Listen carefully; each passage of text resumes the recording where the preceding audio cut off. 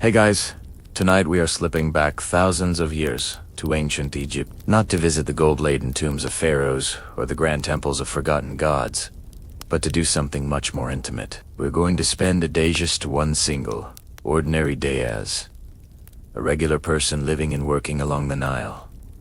We'll feel the sun on our backs, taste the bread of the land, and navigate the rhythms of a world both strangely alien and deeply familiar. But let's be honest, given the lack of modern medicine, sanitation, and the sheer back-breaking labor required to simply exist, you probably won't survive this. Still, it's a fascinating place to visit in our imaginations. So, before you get comfortable, take a moment to like the video and subscribe, but only if you genuinely enjoy what I do here. I always love to see where everyone is tuning in from, so feel free to post your location and local time in the comments. Now, dim the lights. Maybe turn on a fan for that soft background hum, and let's ease into tonight's journey together. There is no alarm, no herring noise. You are awakened instead by a subtle shift in the air. A deep, velvety blackness has begun to thin, turning a bruised purple at the edges of the world. It's that precious, cool moment just before the sun begins its relentless assault. You're lying not on a soft bed, but on a woven mat of reeds, laid directly on the hard-packed earth floor of your home. Or maybe, if the night was particularly stifling, you're up on the flat roof, where the faintest breeze might offer some relief. Your pillow isn't a plush cushion, but a crescent-shaped headrest carved from wood. It seems brutally uncomfortable, designed to elevate your head and protect an elaborate hairstyle you definitely don't have. But your neck has known nothing else. You rise, the cool clay beneath your feet, a welcome sensation. And for a moment, you just listen. The world is holding its breath. The nightly chorus of insects is fading, and the daytime symphony has yet to begin. Your home is a simple, effective structure of sun-dried mud bricks, a material made from the very riverbank that sustains you. The walls are thick, providing a surprising degree of insulation against the coming heat. There are no grand rooms here, just a couple of small spaces, sparsely furnished with a low wooden stool, some clay pots for water and grain, and perhaps a small chest for your few valuable possessions. A single, high window, little more than a slit in the wall, is designed to let in a sliver of light while keeping out the worst of the sun and the ever-present dust. As your eyes adjust, you can see the faint outlines of the life you share with your family. A basket of figs, a crude loom propped against a wall, a child's toya, carved wooden hippo lying on its side. You move quietly, not wanting to wake the others just yet. This quiet moment is yours. You step through the simple doorway, a heavy linen cloth serving as your door, and look east. The horizon is now a fierce orange slash, promising another day of scorching, life-giving power. The air smells of damp earth, river reeds, and the faint, savory scent of a neighbor's baking bread from an outdoor oven, already being fired up. This is the season of Pere, the time of growing. The great inundation, Akhet, has receded, leaving behind a layer of miraculous black silt, the fertile soil from which all life here springs. The fields are green with emerging crops of emmer wheat and barley, and the canals you helped dig are full. It is a time of immense labor, but also of great promise. The Nile itself is a dark, silent ribbon in the growing light. It is everything. It is your road water source, your laundry, your larder, and your God. Its rhythms dictate the calendar, the taxes, and the very way you think about life and death. You feel a pang of gratitude, a simple, unspoken prayer to the gods of the river and the sun. Historians still argue whether the average person like you understood the complex, sprawling pantheon in the way the priests taught it, or if your faith was a more personal, practical blend of household gods and local spirits. For you, it's simple. You are grateful for the cool morning, for the dark, rich soil, and for the unfailing sun, even as you brace for its oppressive heat. You know that, without its daily return, the world would plunge into chaos. Your stomach rumbles. The day's work is about to begin, and it will demand all of your strength. You turn back inside as the rest of your small family begins to stir. The first sound, the one that truly signals the day's beginning, is the rhythmic, gritty scrape of the grinding stone. Your wife is already kneeling over the quern, a saddle-shaped stone, pushing a smaller handstone back and forth over a handful of emmer wheat. It is hard, repetitive work, and the flour it produces is coarse, full of stone, dust, and sand. These Betty Greet, present in every loaf of bread you will ever eat, is a known fact of life, slowly but surely wearing down the teeth of everyone in your family. You watch her for a moment, her muscles working in a familiar rhythm, before you break off a piece of yesterday's bread from a nearby basket. It's dense, tough, and chewy. Your jaw works hard, but it is filling. Toaze ton.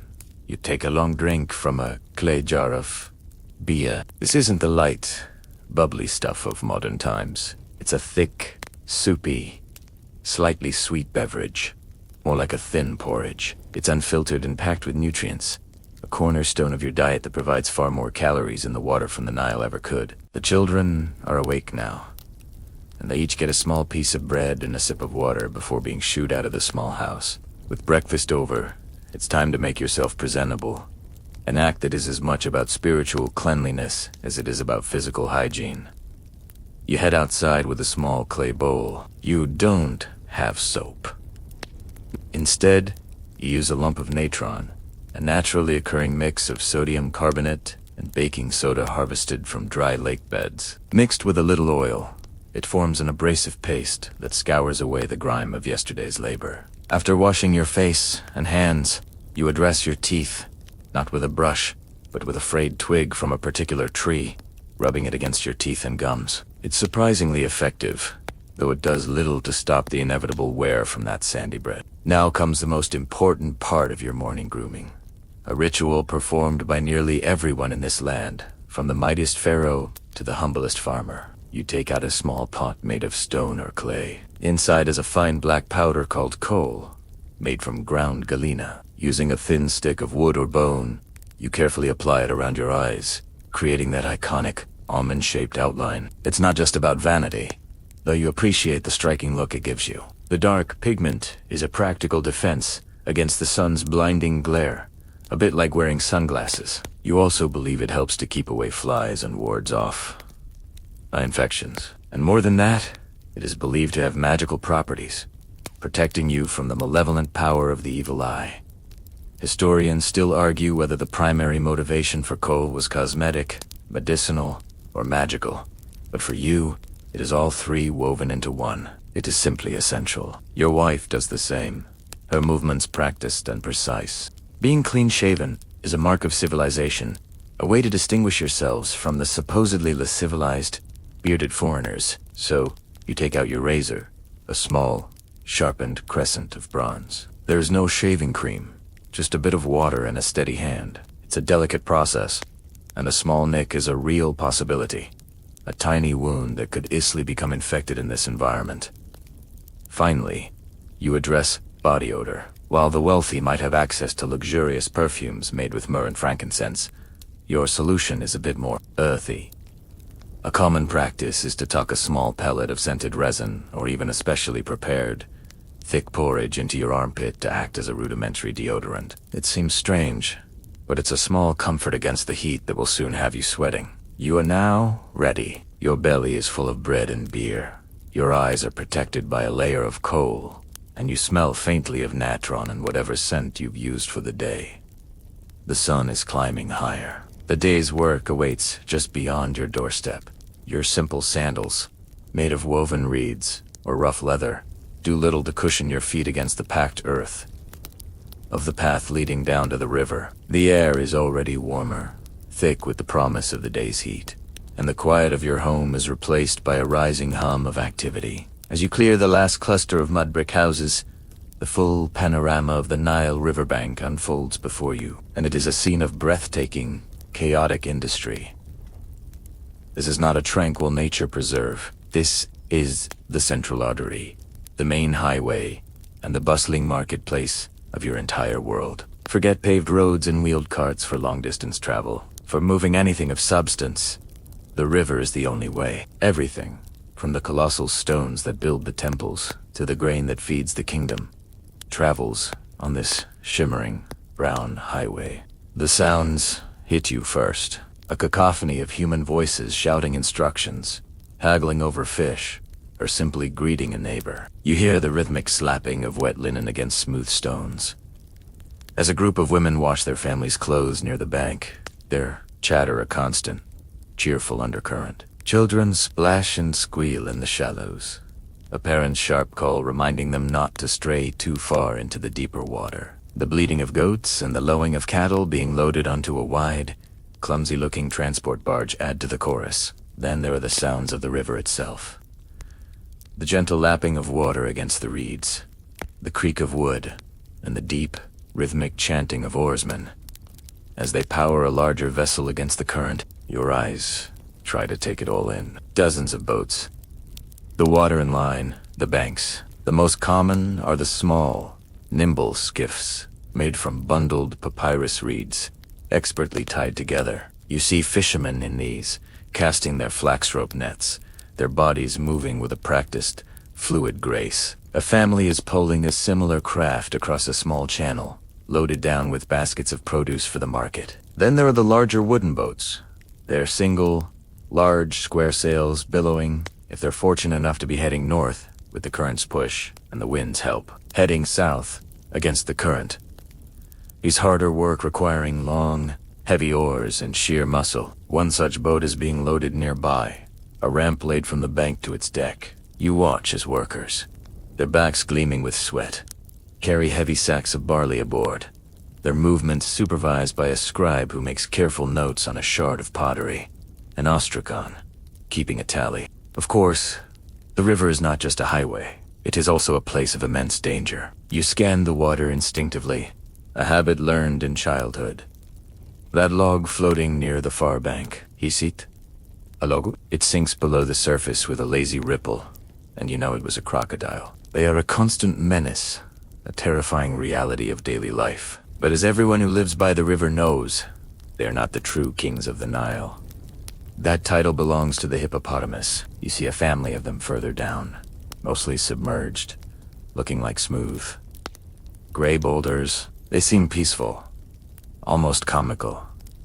But you know their reputation. A bull hippo, angered by a boat straying too close to its territory, can snap a wooden hull in half with its massive jaws. It is, without question, the most dangerous animal you will ever encounter. You walk along the bank, weaving through the activity. You see men waist-deep in the marshy shallows, harvesting the tall stalks of papyrus that are so vital to your civilization. They will be used to make everything from your sandals to the boats you might cross in. And of course, the fine writing material used by the scribes.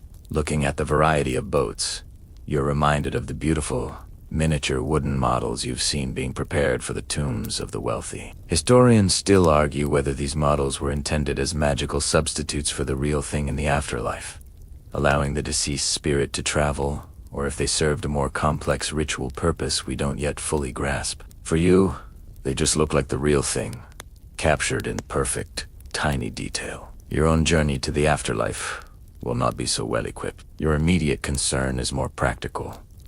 You need to get to the fields on the other side. You spot a ferryman you know, his papyrus skiff bobbing gently. You approach him, ready to trade a small portion of your day's bread for passage across the life-giving, life-threatening river. The ferryman steadies his small craft as you step onto the bank, your feet leaving the damp sand of the river's edge and sinking slightly into the rich, dark soil. This is it.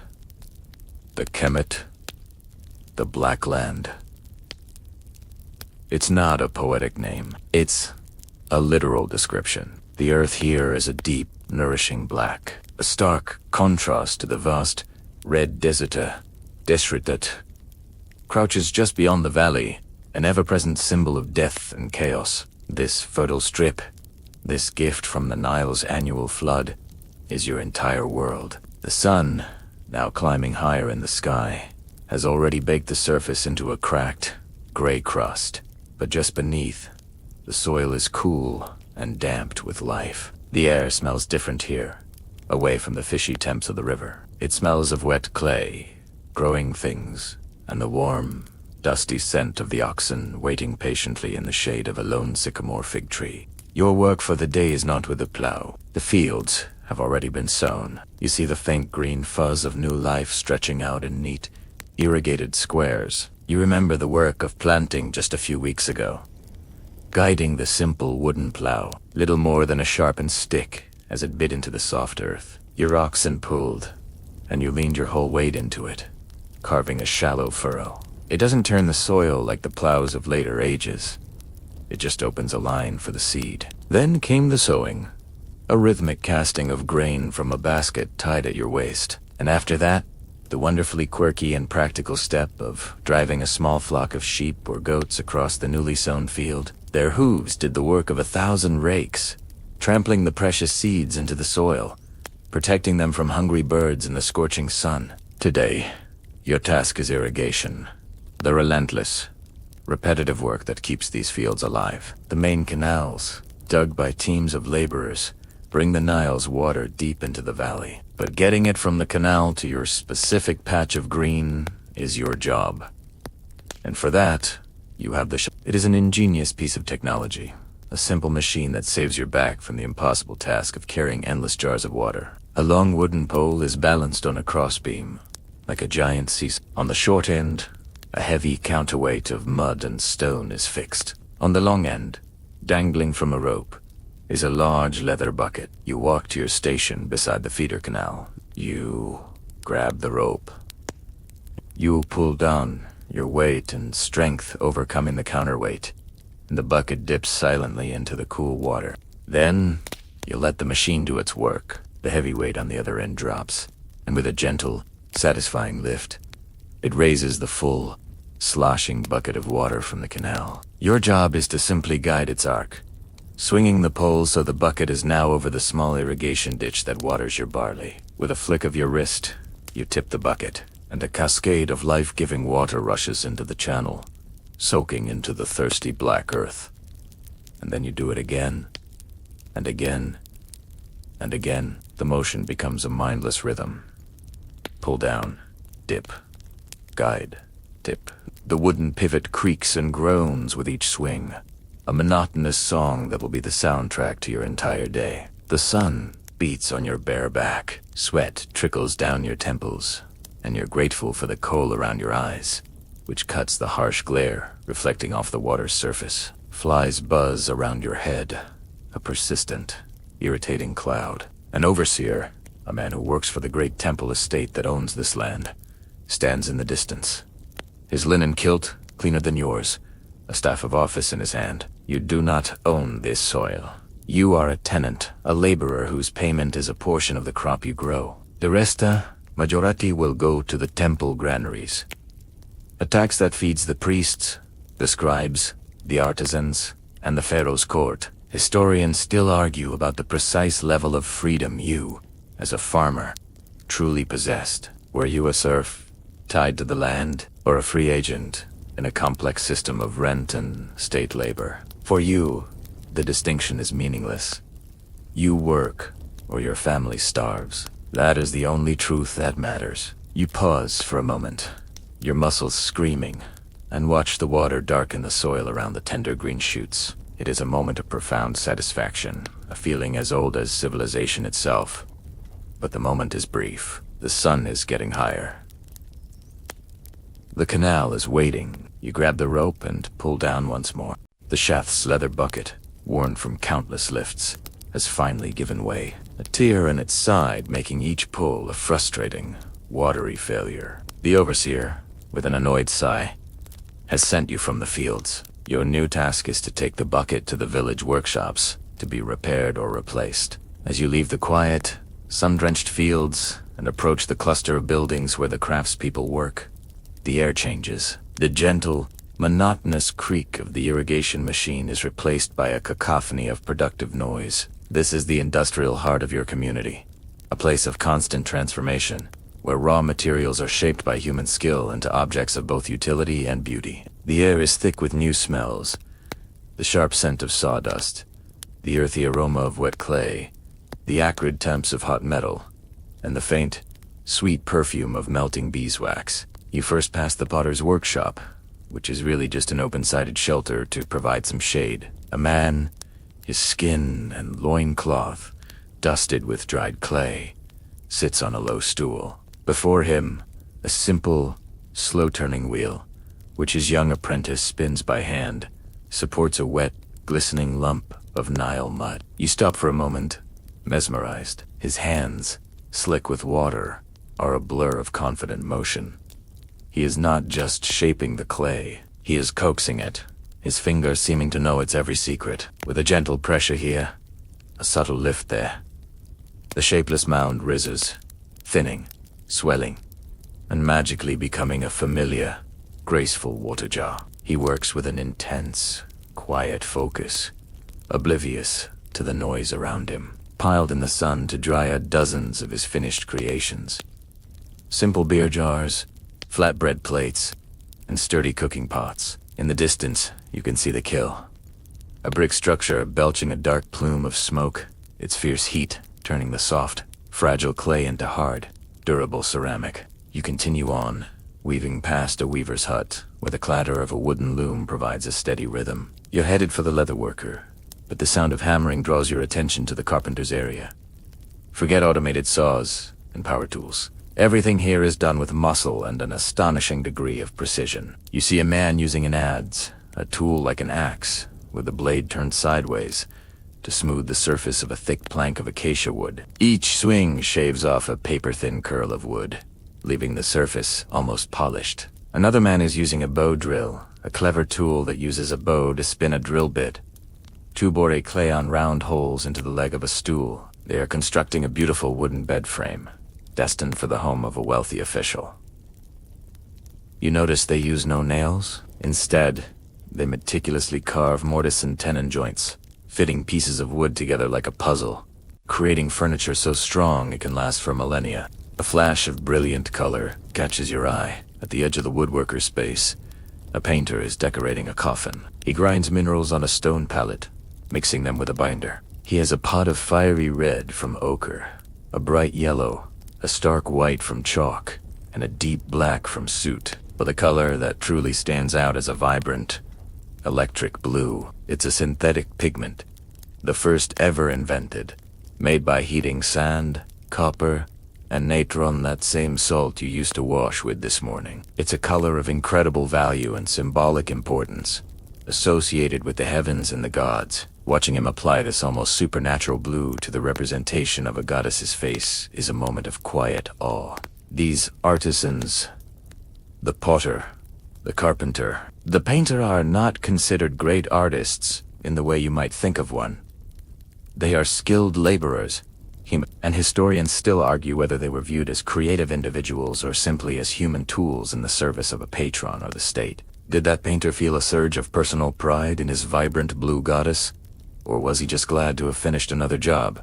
You can't know. You finally find the leatherworker, a man with strong, calloused hands, who takes your torn bucket with a grunt. He declares it beyond repair, and points to a stack of new ones. You trade for a replacement, a transaction recorded on a shard of pottery by a nearby scribe. With the new bucket in hand, your errand is complete. The sun is now high in the sky, approaching its zenith. It is time to return to the fields and to the creaking rhythm of the chateau. The sun is a merciless weight directly overhead, beating down with a white-hot intensity that drains the color from the landscape. The very air seems to shimmer and vibrate. The overseer has called the midday rest, a crucial pause not of luxury, but of survival. To continue working in the full force of the sun would be foolish, even deadly. You trudge back from the fields, the new leather bucket heavy in your hand, your throat parched and your skin slick with a mixture of sweat, dust, and river water. As you approached your small mud brick home, the familiar sounds and smells of the domestic world, the woman's domain, reach out to greet you. It is a world just as vital, just as demanding, and in many ways, far more complex than the straightforward, muscle-driven labor of the fields. Your wife is not idle. She is the Nebat Per, the mistress of the house, a title that carries real weight and responsibility. You find her sitting in the sliver of shade cast by the house, her fingers deftly working a drop spindle. A bundle of raw flax fibers is held in one hand, and with a rhythmic twist and pull, she spins it into a strong, even thread, which she winds onto the spindle. The large wooden loom that leans against the inner wall will later transform this thread into the linen cloth that makes up your family's clothing, your bedding, and the bandages you might one day need. It is a slow, painstaking process. The amount of linen required for a single, simple kilt like the one you're wearing represents countless hours of this spinning and weaving. Her work is never done. Outside, a small, dome-shaped oven made of clay is radiating a fierce heat of its own. Inside, the flatbreads for your midday meal are baking. She had prepared the dough hours ago, using that same gritty flour from this morning's grinding. Remember that gritty bread you chewed for breakfast? You'll be eating it for the rest of your life. Managing this household is an endless cycle of tasks. Grinding the grain, brewing the beer that is a staple of your diet and wages, salting the fish you trade for, tending the small vegetable patch behind the house, and, above all, raising the children. Your young daughter sits beside your wife, clumsily imitating her with a small spindle of her own, learning the skills that will one day make her the mistress of her own house. What's truly remarkable, something you take for granted but which would astonish people from other lands and other times, are the rights your wife holds. She is not your property. She is your partner. You recall a recent discussion about a small plot of land your wife, Issa family owns. That land is legally hers. She inherited it from her mother, and she can do with it as she pleases: sell it, rent it, or pass it on to your daughter. This is a mainstream historical fact that continually surprises students of your culture. Women in your society can, and do, own property independently of their husbands. If you had a dispute with a neighbor, your wife could be called as a witness before the local council. The Kenbutt and her testimony would be considered just as valid as a man's. Even more radically, if your marriage were to fail, she could initiate a divorce, just as you could. Historians still argue about how often these legal rights were actually exercised by ordinary women, and whether social custom placed limitations on the freedoms the law provided. But the laws exist, written on papyrus scrolls, stored in the temples. The home is her kingdom, but her reach extends far beyond its mud brick walls. You think of your neighbor, who is expecting her third child. You remember the birth of your own son, your wife squatting on a pair of specially decorated bricks birthing bricks to deliver him, aided by the village midwife and chanting prayers to Torit, the fierce hippopotamus goddess who protects mothers and children. It's a quirky, vivid image, a blend of the intensely practical and the deeply magical that defines so much of your world. She manages the household's resources, bartering her surplus linen for a jug of oil, or trading vegetables for a handful of dates. She is the anchor of your family and the engine of its small economy. The bread is ready now, and she pulls the hot, slightly scorched loaves from the oven. The meal will be simple to spread: a few onions, a handful of dried fish, and a long, cool drink of beer, but it is enough. It is the fuel you need to face the second half of this long, hot day. As you sit in the shade, chewing your dense, sandy bread, your attention drifts to the children. The midday break is their time, a brief window of freedom in a world that will soon demand their labor. You watch your own son, not yet old enough for the full-time work of the fields, chasing a lizard near the wall of the house. Your daughter, who was just moments ago learning the art of the spindle, is now engrossed in a game with other village girls, tossing and catching clay balls in a complicated pattern. For the youngest children, life is a simple, sun-drenched existence. You see a group of them, toddlers, really, playing in the dust by the doorway. They are, to put it simply, gloriously naked. It's a practical, if somewhat drafty, solution to laundry and growth spurts. The only thing that marks them as children is their hairstyle. A single, long lock of hair braided on the side of an otherwise shaved head. This is the side lock of youth, a universal symbol that will only be cut off when they reach puberty, a visible sign that their childhood has officially ended. Their toys are simple and beautiful, often carved by a parent during the quieter evening hours. You remember the little wooden hippo on your own floor, but you see others. a cat with a movable jaw, a string pull toy that makes a figure clap, a pair of cymbals, and dolls made from reeds and scraps of linen with hair made of clay beads. These aren't just crude trinkets. They show a deep understanding of what delights a child. Their laughter is a bright, sharp sound in the sleepy afternoon air. But childhood here is a fleeting season. As soon as they are strong enough to carry a water jar or scare birds from the crops, their working life begins. For most, their education will be an apprenticeship to their parents. Your son will learn the rhythms of the shaduf from you, just as you learned them from your father. Your daughter will master the loom and the grinding stone under your wife's watchful eye. It is the way things have always been. But for a select few, a different path is available. It is a path to a life without backbreaking labor, a life of influence and relative comfort. It is the path of the scribe. You look over towards a shaded courtyard of a larger house, the home of a local official. A group of boys, a little older than your own son, are gathered there.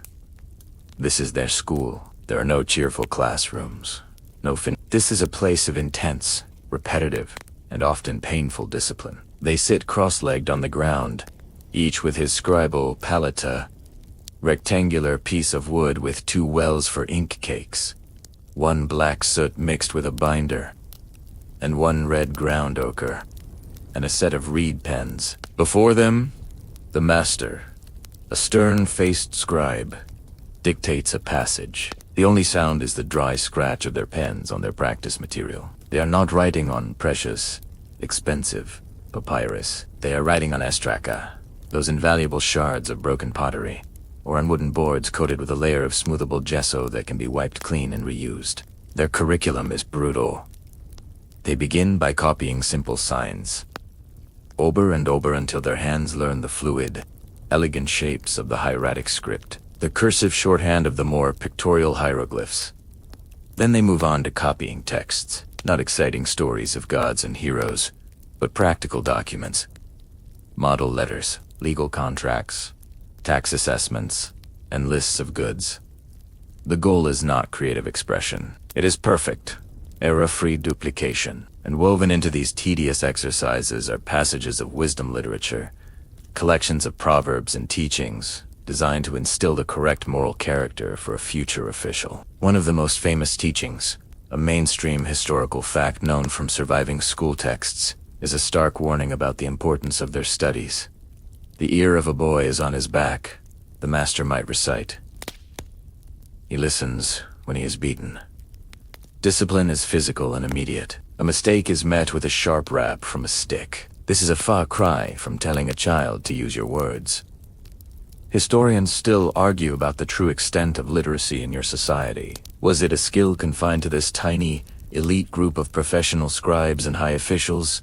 Or could a common farmer like you recognize a few basic signs? The general belief is that true literacy was exceedingly rare. For these boys, however, it is the key to everything. To be able to read and write is to wield power. It is to be the memory and the administrative backbone of the entire kingdom. You watch them, their small backs bent in concentration, and feel a complex mix of pity and envy. Their path is hard, but it leads up and away from the endless cycle of the flood and the field. Your own son's path is here, with you, in the Black Land.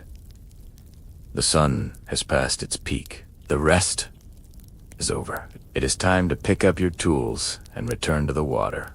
You settle onto a reed mat on the cool, packed earth floor of your home, the thin slit of a window turning the harsh outdoor glare into a soft, dim light. The relief of being out of the direct sun is a physical sensation, a full-body sigh as the tension in your shoulders begins to release. The simple meal is laid out on a low wooden stool that serves as your table. There are no individual plates, no gleaming cutlery. There is just the shared experience, the family drawing together for this essential pause. Your wife breaks the warm, flat loaf of emmer bread, its crust slightly scorched from the clay oven, and hands you a substantial piece. You know, without even biting into it, the familiar, gritty texture that awaits. This is the taste of your life, and you accept it without a second thought. That sand and stone dust, a constant companion in every meal, is a well-known fact of your existence. The unfortunate side effect of the grinding kwan. Use a piece of the bread to scoop up a thick paste of mashed fava beans, seasoned with a bit of salt and garlic. Beside it is a small pile of sharp, pungent onions. You crunch into one. It's clean, fiery taste cutting through the dusty flavor of the bread. This is the core of your diet, the holy trinity of your cuisine. Bread, beer, and onions. This simple combination has fueled the construction of the greatest monuments and the tilling of these fields for generations. It is the fuel of an empire. You wash it down with a long drink of that thick, nutritious beer from a shared clay cup. It's cool and slightly sour, and you can feel its caloric energy replenishing your tired body almost instantly. It's more than a drink. It's liquid bread, and for many laborers like yourself, it often forms a significant part of your wages. The idea of being paid in beer might sound like a dream to a future civilization, but for you, it's a practical, life-sustaining reality. There might be other small additions to the meal, depending on the season and your recent fortunes in trade. Perhaps a few lentils, stewed until soft, or a handful of sweet, sticky dates. A welcome burst of sugary energy. If you are lucky in your bartering, there might be a small piece of salted fish. Its potent, savory flavor, a powerful seasoning for the bland bread. But some fish are off limits. You recall a time when a neighbor brought home a particular catch from the river, only to be scolded by his wife. It was a fish sacred to the local god, and to eat it would be to invite disaster. This is a quirky, regional taboo that makes little sense to outsiders. But for your community, it's a rule as real as the heat of the sun. Violating it is simply not worth the risk. As you eat, you watch your family. Your son, his face still smudged with dust from his morning's play, eats with a healthy, uncomplicated appetite. Your daughter picks at her food more delicately, her eyes already seeming to understand the weight of the afternoon's chores. There is little conversation. This is a time for quiet refueling, for gathering strength. The shared meal is a simple, powerful ritual that binds you together. Historians still argue about the overall nutritional health of the average person like you. DD's diet, so heavy on carbohydrates and relatively light on protein, lead to widespread health problems. Or was it a perfectly adapted fuel source for a life of hard physical labor? Looking at the sinewy strength of your own arms and the resilience of your family, you don't feel deprived. You feel fortunate to have this food, this shade, this moment of peace. The silence is comfortable, broken only by the sound of chewing and the faint, ever-present buzzing of a few persistent flies that have followed you in from outside. The heat outside the thick mud brick walls is at its absolute peak, a crushing, silent force. You can feel a pleasant drowsiness begin to settle over you, your body craving a deep, restorative sleep. But that is a luxury you cannot afford. This rest is a strategic retreat, not a surrender. Soon, the sun will begin its slow descent, its power lessening, just enough to make work possible again. You take one last, long drink of beer, scraping the last of the bean paste from the bowl with your bread. The meal is over. The brief sanctuary has ended. It is time to face the afternoon. The short, restorative rest is over. You rise from the mat, your muscles stiffly protesting the return to motion. Stepping out from the relative cool of your home is like walking into a furnace. The afternoon sun has a different quality than the morning's it. There's a heavy, oppressive blanket that seems to suck the very moisture from the air. As you walk back towards the fields and the waiting shadoof, your path takes you past a small, almost insignificant-looking shrine at the edge of the village. It's nothing grand, just a few mud bricks forming a niche for a crude stone statue of a local deity. Its features worn smooth by time and the touch of countless worried hands. Someone has left a small offering of a few wildflowers and a piece of bread at its base. You pause, just for a second, and give a slight nod of respect. It is a small automatic gesture, as ingrained in you as breathing. Religion for you is not something confined to a specific day of the week or a grand temple. It is the very texture of your existence, the invisible framework that supports and explains your world. You believe the gods are everywhere, in the life-giving sun, the treacherous river, the fertile earth, and the very air you breathe. Back in your own home, a small niche in the wall holds a couple of clumsy hand-molded clay figures. One is of base the grotesque but fiercely protective dwarf god who watches over households, particularly childbirth. The other is Tauret, the pregnant hippopotamus goddess you prayed to when your son was born. These are your family's guardians, the first line of defense against sickness, bad luck, and the countless dangers of the world. Before you left this morning, you touched the belly of the Tauret figure, a silent plea for your family's safety. Your daily labor itself is an act of faith. You are not just irrigating a field of barley. You are participating in the eternal struggle to uphold the divine order of truth, harmony, and justice. This is a core concept of your entire civilization. The world is in a constant battle between Mat and its opposite, Isfit, the force of chaos, lies, and injustice. When you guide the water to the thirsty crops, you are pushing back against the chaos of the desert. When you work diligently and honestly for the temple estate, you are contributing to the stability of the kingdom. The pharaoh himself is the ultimate guarantor of Mat, but every person, down to the humblest farmer, has a role to play. The universe is a delicate balance, and your sweat is part of what keeps it from tipping into darkness. Tucked into the folds of your linen kilt, tied on a simple string, is a small amulet carved from bone. It is shaped like an ankh, the symbol of life. Your wife wears one in the shape of a jed pillar for stability, and your son has a powerful eye of Horus to ward off sickness. These are not mere decorations. They are objects of potent magic, tiny pieces of divine power made tangible. You clutch your ankh for a moment, its smooth surface a familiar comfort against your calloused fingers. This belief in the power of sacred objects is absolute and universal. In the distance, you see the whitewashed walls of the local temple complex, shimmering in the heat. This is where the official, state-sanctioned religion resides. It is the home of the town's patron god, a being far more powerful and remote than your little household deities. You see a procession of priests emerging from the main gate, their heads shaven, their bodies wrapped in spotless white linen that seems impossibly clean in this dusty world. They move with an air of immense authority and separation. They are the ones who can read the sacred hieroglyphs, who understand the complex rituals required to appease the great gods. They control the temple's vast lands to very fields you work on and its enormous granaries, where your taxes of grain are stored. Historians still argue whether the local priests were seen as genuine spiritual guides for the common people or were primarily viewed as powerful landowning administrators and tax collectors. For you, they are both. They are intimidating and holy in equal measure, the earthly representatives of the divine order. You avert your eyes as they pass, a gesture of deep, instinctual respect for their power. Their world of complex theology is far from your simple prayers, but you know your two worlds are inextricably linked. The gods are a vast and complex family, and you are just one of their millions of children, trying to do your part before the sun sets once more. You settle back into the familiar, hypnotic rhythm of the Shaduf. Pull down, dip, guide, tip.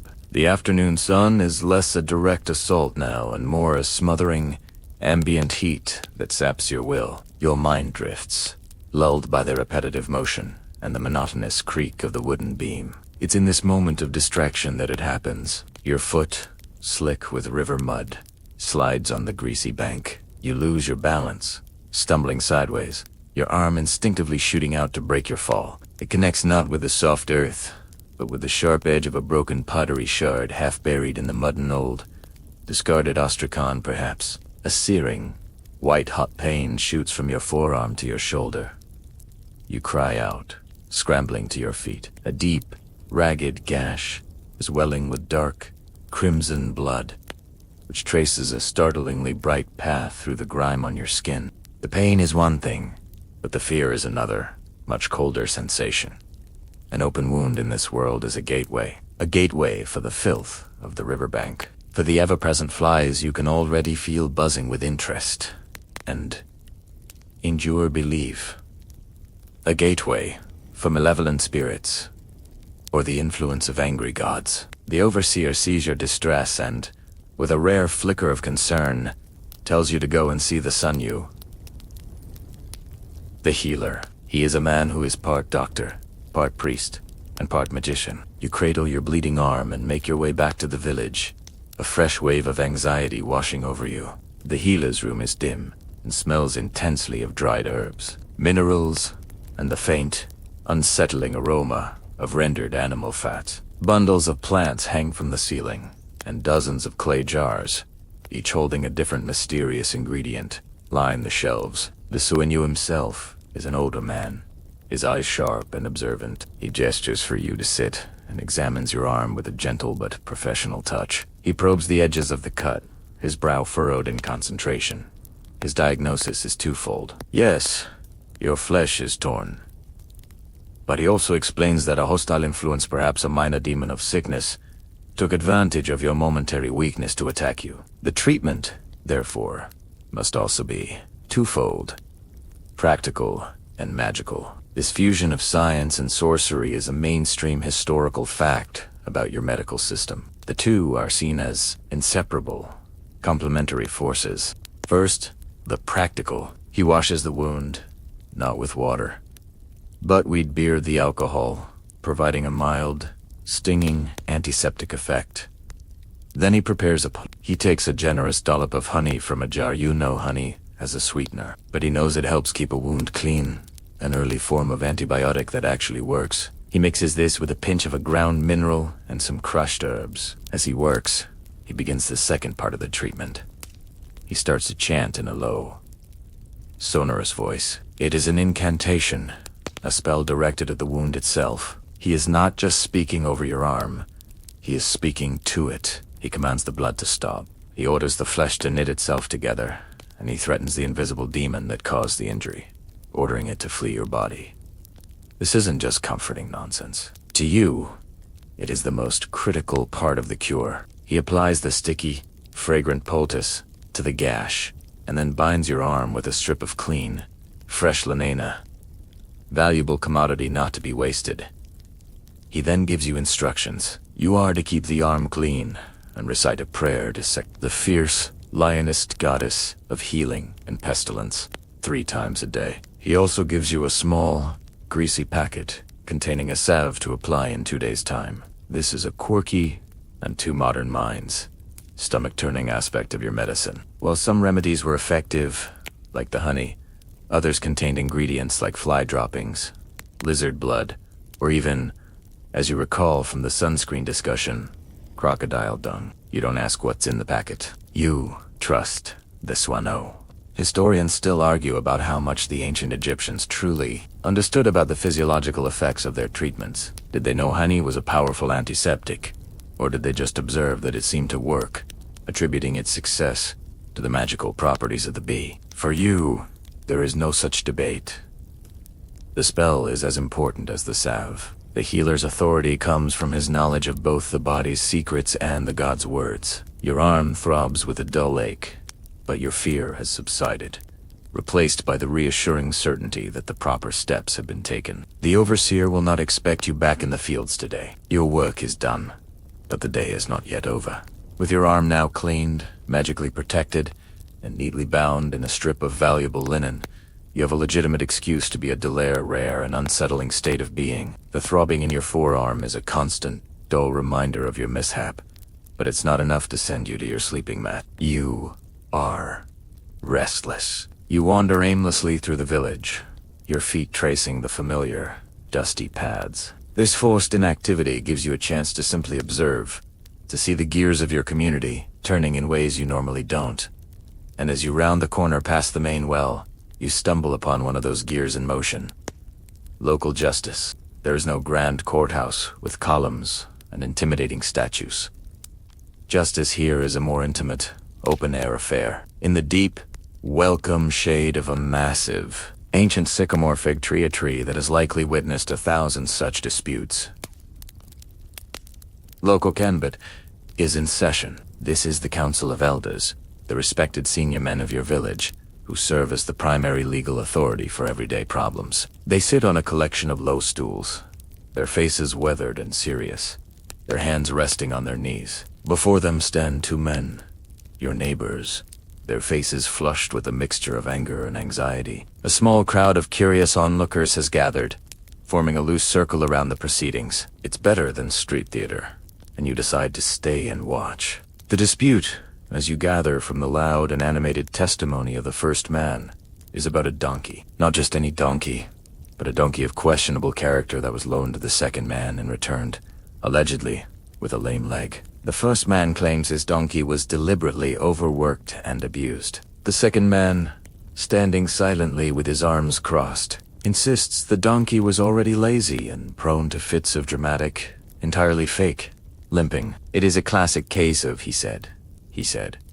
There are no high-priced lawyers, no complex rules of evidence. Each man simply tells his story to the council. Witnesses are called a boy who saw the donkey being led to the fields, a woman who heard it braying in a particularly sad-sounding way. The elders listen patiently, their expressions unreadable, occasionally interrupting to ask a sharp, clarifying question. This is the bedrock of your legal system, a mainstream fact known from countless surviving records. Local disputes handled by local leaders. The sun beats down outside the circle of shade, and the debate wears on. The council murmurs amongst themselves. It's clear they are at an impasse. There is no definitive proof, and both men are known to be equally stubborn. When human judgment fails, however, you have another, higher court of appeal. One of the elders signals to a young boy, who runs off towards the local temple. A new kind of anticipation ripples through the crowd. They are calling for the god. After a short while, a small procession emerges from the temple gates. For junior priests, their white linen kilts immaculate, are carrying a small, shrine-like box on two long poles. Inside the shrine, hidden from view, is a statue of the local god. This is the oracle. The priests carry the divine judge to the center of the gathering, their movements slow and solemn. The lead elder approaches the shrine and addresses the god directly, respectfully laying out the facts of the case. He then asks a series of simple, direct questions. Did this man injure the donkey through malice? The entire crowd holds its breath. The priests, acting as the god's vessel, stand stock still. Then, slowly, almost imperceptibly, the shrine on their shoulders seems to dip forward. It is a clear yes. A gasp goes through the crowd. The owner of the donkey looks vindicated, while the accused man's face turns pale. Historians still argue about this process. Were the priests subtly manipulating the statue's movements to achieve what they believed was a just outcome? Or did they genuinely believe they were channeling the god's will through nearly imperceptible shifts in the statue's balance? For you and everyone else gathered here, it is no trick. The god has spoken. The case is closed. The Kembut will now decide on a suitable punishment, likely the payment of a fine in the form of grain or beer to the donkey's owner. The crowd begins to disperse. The afternoon's entertainment concluded. You turn to leave as well, the dull ache in your arm a faint echo of the day's dramas. Justice has been done, not by a distant king, but here, in the dust, under a sycamore tree, with a little help from a god in a box. The sun, now a glorious, bleeding orb of orange and red, finally touches the western horizon. Its retreat is a tangible relief. The oppressive weight of the heat lifts, and a gentle, almost cool breeze begins to stir from the north, carrying the eternal scent of the river. The day's work is done. The fields are quiet, the workshops are shuttered, and a sense of collective exhale settles over the entire village. You walk back to your home, your bound arm a dull, throbbing ache, but your spirit is lighter than it has been all day. This is the time for family, for rest, for the simple, quiet pleasures that make the endless labor worthwhile. You find your wife and children sitting on red mats just outside the doorway of your house, taking advantage of the cooling twilight. The harsh, vertical light of midday has been replaced by a soft, golden glow that makes the familiar landscape seem magical and new. The children, their chores complete, are not chasing lizards now. They are quiet, leaning against their mother, their energy finally spent. Your son looks at the bandage on your arm with wide, worried eyes, and you give him a reassuring smile, ruffling his hair with your good hand. This is the core of your world, this small circle of people, and in this moment, there is a profound sense of peace. After a simple evening meal, perhaps just some leftover bread and a handful of figs, your wife brings out the Senate board. It's a treasured possession, a long, Rectangular box of wood with a grid of 30 squares, 3 rows of 10, inscribed on its surface. The pieces, stored inside the box, are a set of small, conical and spool-shaped tokens. This is the game of passing, a nightly ritual for your family and millions of others across this land. It's a bit like a modern board game, a race to get all your pieces off the board. But it's also something much deeper. The journey across the 30 squares mirrors the soul's journey through the underworld. Landing on a special square can send you forward or, frustratingly, all the way back to the start. It's a game of luck, strategy, and divine favor. You don't use dice. Instead, you toss a set of 4 flat sticks, black on one side and white on the other. The combination of black and white sides that land face up determines how many squares you can move. The game begins. The soft clatter of the casting sticks and the gentle slide of the wooden pieces on the board are the only sounds. You watch your wife's face, her brow furrowed in concentration as she calculates her next move. Your son, just learning the game, makes a bold but foolish move, and you offer a quiet word of advice. Historians still argue about the precise rules of C-note. No definitive rule book has ever been found. They piece it together from tomb paintings and the markings on the boards themselves. But the true meaning of some squares, like the House of Water, remains a subject of debate. For you, the rules are the ones your father taught you, and they are as real as the board itself. Your wife lands on your piece, sending it back to the square of rebirth. She gives you a small, triumphant smile. As the last of the light fades and the first stars begin to prick the deep indigo sky, the game is put away. Now is the time for stories. The children begged for the tale of the great serpent from the story of the shipwrecked sailor, which is the ancient Egyptian equivalent of asking to watch a scary movie right before bed. You shake your head, and instead, you begin a familiar tale of Horus, the brave falcon god, outwitting his wicked uncle Set. You don't read it from a scroll. You tell it from memory, your voice taking on a rhythmic, storytelling cadence. You change the details slightly each time, adding a little more flourish to the battle scenes, making Set's boasts even more outrageous. The children are rapt, their eyes wide in the growing darkness. From a nearby house, you hear the sound of music. Your neighbor has begun to play his flute, a simple reed pipe that produces a haunting, breathy melody. It's a simple tune, one of the many folk songs known up and down the river songs, about the harvest, about love, or about the simple, silly things in life. Someone begins to clap a slow, steady rhythm. Music, like religion, is woven into the fabric of your day. From the work chants of the boatmen to these quiet evening melodies, it is the soundtrack of your life. The last light is gone now. The world is bathed in the soft, silver glow of the moon and the brilliant spray of a billion stars. The day, with its toil and its pain, is over. Here, surrounded by your family, with a story in the air and a song on the breeze, you feel a quiet, profound sense of contentment. But tonight is different. That quiet, personal piece of the family circle is shattered in the most wonderful way possible. As the storytelling winds down, a new sound begins to build from the center of the village. It is not the gentle, solitary melody of a single flute. It is a riot of sound, the rhythmic pounding of drums, the sharp, percussive clash of Sistrum Sacred rattles and the rising voices of a joyful chant. A bright, flickering orange glow illuminates the sky above the rooftops. This is not a night for quiet contemplation. It is a night of festival. It is a rare and precious release from the relentless cycle of work, a tear in the fabric of the ordinary. The children, their weariness forgotten, are already on their feet, their eyes wide with excitement. You and your wife exchange a look. The day's aches and pains are forgotten. You join the stream of your neighbors, all drawn by the same magnetic pull of light and sound. The village square, normally a dusty, empty space, has been utterly transformed. Dozens of torches are mounted on poles, their flames dancing and spitting, casting wild, moving shadows. The air, usually still and calm, is thick with the rich, savory smell of roasting meat, a scent so rare and luxurious, it makes your mouth water instantly. The entire community is here, a boisterous, laughing, shoving crowd. The energy is electric, a stark contrast to the sun-drained exhaustion that usually defines the end of the day. At the center of it all is a procession of the priests from the local temple. They are carrying the shrine of the town's patron god, the same one you saw arbitrating the donkey dispute, but now it is lavishly decorated with garlands of lotus flowers and fresh reeds.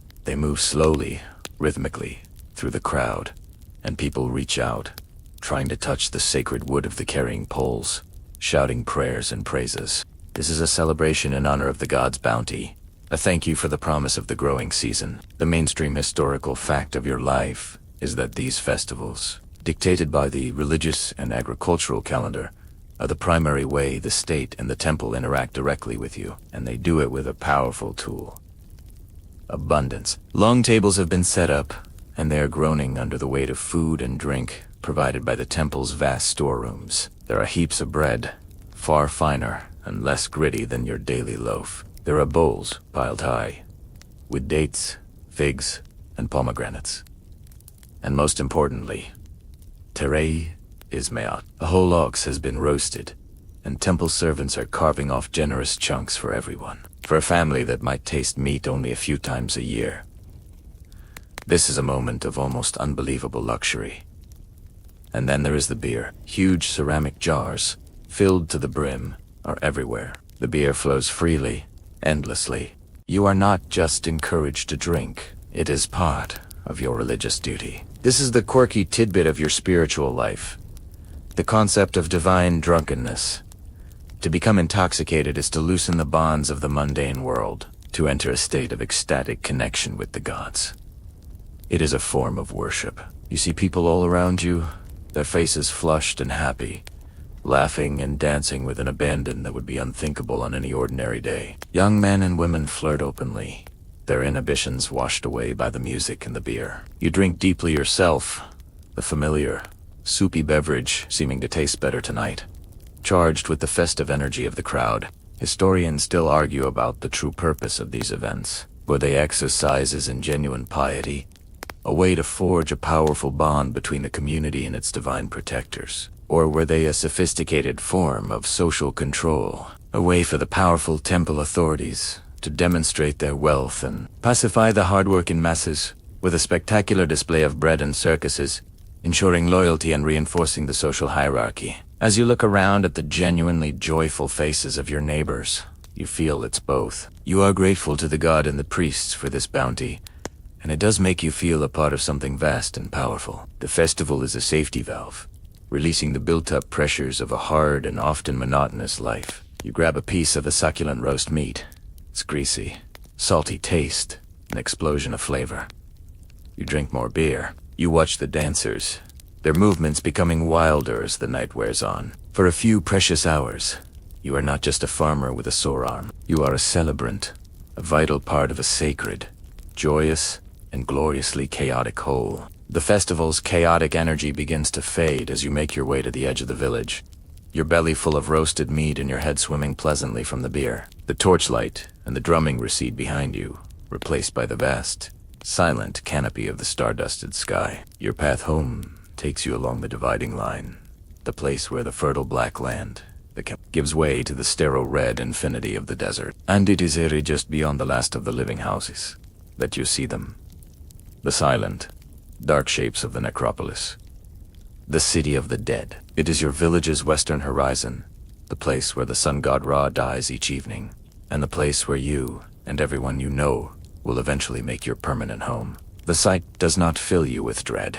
In your world, the afterlife is not a vague, ethereal concept. It is a tangible destination for which one must prepare with the same practical foresight as planning for the annual flood. Death is not an ending, but a transition, and a complicated one at that. You look at the modest tombs, most of them simple, flat-topped mud brick structures called mastabas, or even just humble pit graves, marked by a pile of stones. This is not the Valley of the Kings, but the same fundamental beliefs hold true. Your spirit, your essence, will need a home.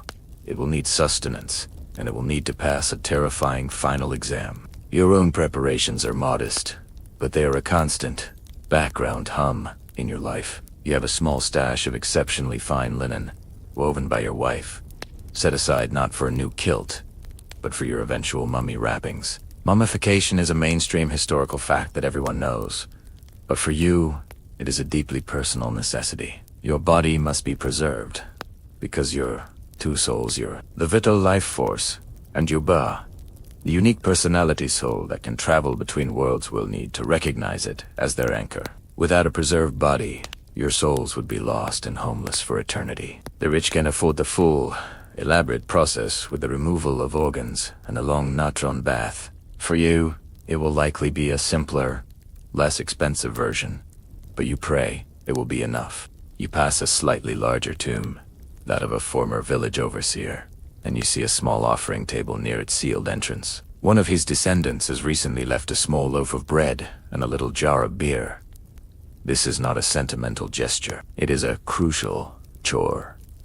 The deceased man's ska still needs to eat, and it is the duty of the living to provide that spiritual nourishment. This is why the tombs have a small, accessible chapel area, completely separate from the sealed burial chamber. It is a place where the living and the dead can continue their relationship. Historians still argue whether the intense focus on the afterlife meant your people were morbidly obsessed with death, or if it was actually a powerful affirmation of life, a belief so strong in the goodness of this world that you simply wanted it to continue forever in the next. To you, it feels like the latter. The afterlife you imagine is not a cloudy heaven, but a perfected version of the world, a place with a perpetually full Nile, fields that are always fertile, and no risk of drought or famine. But there is a catch, a wonderfully quirky and practical little problem. There is still work to be done. The gods, it seems, will also expect you to plow the fields and tend the crops in the field of reeds. And after a lifetime of backbreaking labor, that sounds less like paradise and more like an eternal chore. This is where your most clever preparation comes in. Tucked away in a small wooden box in your house are 3 small, crudely carved wooden figures. They are These are your magical servants, your substitute workers for the afterlife. Inscribed on them, or meant to be, if you could afford a scribe, is a spell that commands them to answer when you are called upon to work. When the gods say, "You, farmer, come plow this field," one of these little figures will spring to life and say, "Here I am, on your belf." On your belf. You hope to acquire more over your lifetime, perhaps one for every day of the year. The thought of your little wooden army tending your eternal barley while you relax is a deep and profound comfort. It is the ultimate retirement plan. And so you plan, you save, you prepare. You live your life knowing that your heart is a silent witness, recording every good and bad deed, and that one day it will be weighed in the great hall of judgment against the single, pure feather of Mat, the goddess of truth. If it is heavy with sin, it will be devoured. If it is light, you will be welcomed into eternity. You finally reach your own quiet, dark doorway. The festival now just a distant murmur. The thought of death is not frightening. It is simply the last and most important project of your life. You finally enter the cool darkness of your small home. The festival is over. Its echoes now just a pleasant ringing in your ears, and a warmth in your belly. The children, utterly exhausted, are already asleep on their mats in the corner, their chests rising and falling in a slow, deep rhythm. Your wife is banking the embers of the small cooking fire, preserving a precious glow that will make tomorrow morning's work just a little bit easier. The two of you don't speak. No words are needed. A shared look conveys the contentment and bone-deep weariness you both feel. The day, with its unexpected injury, its communal justice, and its surprising feast, has been long and full. Now, all that is left is the final surrender to the night. Because the air inside the house is still and heavy with the day's trapped heat, you both decide to sleep on the flat roof, a common practice for a more comfortable rest. You climb the crude wooden ladder, your bandaged arm sending a dull protest through your body. On the roof, the world opens up. The sky is a vast, profound black, strewn with a glittering dust of stars so bright and clear they seem close enough to touch. The moon hangs low and heavy, casting a path of liquid silver across the dark, silent ribbon of the Nile. From here, you can see the entire valley laid out before you. The dark checkerboard of the fields, the shadowy clumps of palm trees, and the faint, dying glow of a few torches in the village below. And beyond it all, the immense, silent presence of the desert, an ocean of nothingness that defines the edges of your life. You unroll your reed mat and lie down, placing your head in the hard, familiar crescent of your wooden headrest. You remember this morning, waking up on this same mat, in this same spot, with no idea what the day would bring. Now, you lie here again, a day older, a day's labor etched into your muscles. The sounds of the night are a gentle symphony. The ceaseless, high-pitched hum of insects is the main orchestra, a sound so constant you barely notice it. You can hear the rustle of the wind in the reeds along the riverbank, and the occasional, deep croak of a frog. Further away, a sudden splash, followed by a low grunt, reminds you that the hippos are active. They're massive, dangerous forms hidden by the darkness. This is why you stay close to the village at night. Night is the time of isfit, of chaos, when the world is less ordered, when ghosts and unfriendly spirits are said to wander. You instinctively touch the Ankh amulet you still wear, a small gesture of protection for the vulnerable hours ahead. You close your eyes, but sleep does not come instantly. Your mind replays the day's events, the weight of the shed's pole, the sting of the gash, the taste of the roasted ox, the laughter of your children. You drift in a state between waking and sleeping, and you know that your bay, your soul of personality, is preparing to leave your body to travel in the dream world. A dream is never just a dream. It might be a message from a dead relative, a warning from a god, or a troublesome vision sent by a demon. If you have a particularly vivid dream, you might seek out a dream interpreter to understand its meaning. Historians still argue whether dream interpretation was a specialized priestly skill or a more common folk practice, with villagers sharing and debating the meanings of their nocturnal visions. You simply hope your dreams are peaceful tonight. Your arm throbs in time with your own heartbeat. The cool night air feels good on your skin. The hard headrest cradles your neck. The ancient, timeless sounds of the Nile Valley begin to blur, becoming a single, soft, lulling hum. The day is finally done. The sun has set, the work is over, and your journey through this single, ordinary, extraordinary day is drawing to its gentle close. Feel the last of that world begin to dissolve. The hard edges of the mud brick home and the scratchy red mat softening into the comfortable reality of your own bed. The distant, ancient sounds of the Nile River's murmur. The insect's soft dronar, fading now, replaced perhaps by the gentle hum of the fan you turned on so many hours ago. The worries of the harvest, the weight of the water bucket, the ever-present gods, and the intricate preparations for the afterlife. You can let them all go. They are not your burdens to carry. They belong to a shadow, a whisper from a time long past, a story that has now been told. All that remains is the deep, quiet rhythm of your own breathing, a rhythm that connects you across the millennia to that farmer sleeping under the brilliant Egyptian stars. Allow your own body to feel that same sense of release, that same surrender to the welcome darkness. There is no more work to be done. There is nothing to do now but drift, nothing to do but sleep.